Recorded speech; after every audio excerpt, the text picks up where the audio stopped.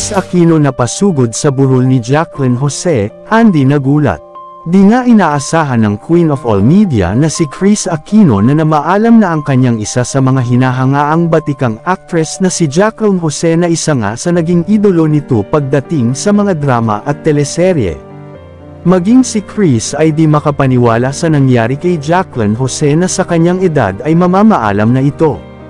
Nagpaabot naman ang Queen of All Media ng pakikiramay sa kanyang naging kaibigan din noon na ayon sa kanya ay sobrang bait talaga daw sa personal. Kahit na malayo ito ay humanap ito ng paraan upang makadalo sa burol ng nasabing actress. Isa nga si Kris sa mga nalungkot sa nangyari at nagdadalamati sa sinapit ng pamilya ni Andy Eigenman.